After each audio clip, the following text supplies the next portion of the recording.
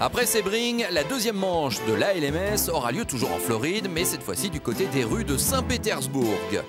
En exclusivité pour Endurance Mag, nous sommes allés voir l'installation du circuit à quelques jours de l'événement. Et pour cela, un guide de luxe nous l'a présenté, Sébastien Bourdet.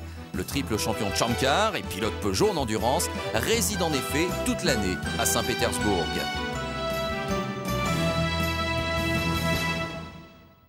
Vraiment le petit Monaco ici, hein. Franchement c'est super parce que le cadre est génial, la piste est vraiment sympa et puis bon, en plus ils ont fait du bon boulot au niveau promotion. Honda met beaucoup d'argent pour faire en sorte qu'il y ait du public et ça fonctionne, quoi. T'as beaucoup de monde, hein. Et donc là t'arrives, t'avais ce fameux gauche là qui est assez sympa et tu arrives, ça fait un droite-gauche à fond. Ça, c'est à fond, l'enchaînement. Donc, ça, c'est une portion assez sympa.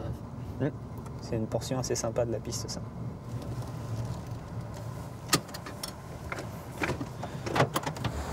C'est une belle piste pour ça, parce que c'est assez large, en fait. C'est pour ça que c'est un circuit en ville qui est assez atypique, parce que d'une, ça double.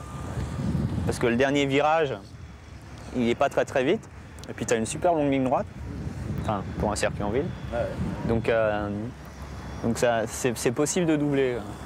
C'est ça qui fait que ça rend les choses quand même intéressantes. Ça double ici, ça double au premier virage et ça double dans le retour. Parce que tu as un S à fond et le petit bout de ligne droite qu'on a repris devant le Hilton. Et donc tu arrives, c'est un vrai freinage, donc si tu as pris la spi et tout, tu peux vraiment faire la différence.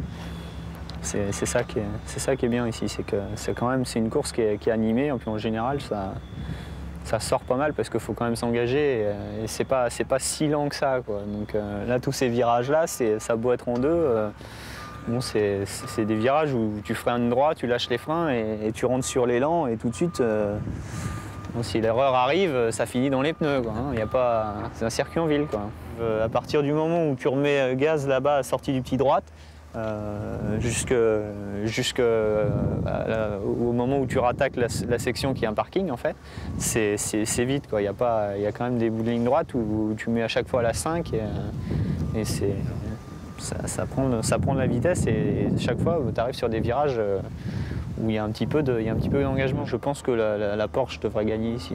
Il y a de fortes chances. Après ce qu'on a vu à Sebring, où les Acura sont quand même à peu près à 1 seconde sur un tour, je pense que c'est forcément de la charge parce que je pense que l'Acura au niveau moteur a quelque chose qui fonctionne vraiment bien. Il y a de fortes chances que les Porsche soient très difficiles à battre. Je crois que ce qu'on a vu à Mid-Ohio l'année dernière va se répéter un nombre de fois assez important.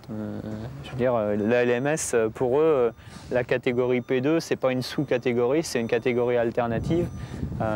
Et sur le papier, vu la puissance qu'ils arrivent à sortir, vu le bénéfice au niveau du poids, c'est tout bonus pour une P2 sur des circuits où les vitesses ne sont pas très élevées et où c'est relativement sinueux et où l'appui fait la différence, quoi.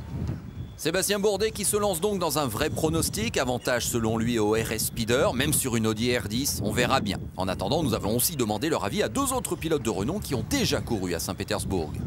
Il y a des virages très serrés là-bas. Parfois c'est un petit peu comme un circuit Mickey Mouse.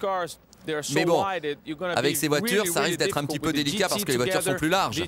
Mais quand vous imaginez qu'il y aura tout le monde sur la piste, ça va être très difficile. En même temps, il y a de longues lignes droites. Et il y aura des endroits un peu difficiles pour passer, mais je pense que ça va être un super spectacle. Parce qu'au niveau des bosses sur la piste, il y en a, il faudra être très souple dans les réglages. Mais il y a des virages rapides, il y a des virages sinueux. Ça va être très intéressant, tout est combiné en fait. Ah, c'est un circuit fantastique. Pour moi, c'est un des meilleurs circuits urbains qu'on a ici aux États-Unis. Il y a une partie qu'on emprunte sur l'aéroport, il y a une partie sur un port, il y a une partie en ville. Ça fait pratiquement 3 circuits en un. Il y a des virages très rapides, des portions plus sinueuses, mais ça va vraiment être un fantastique spectacle.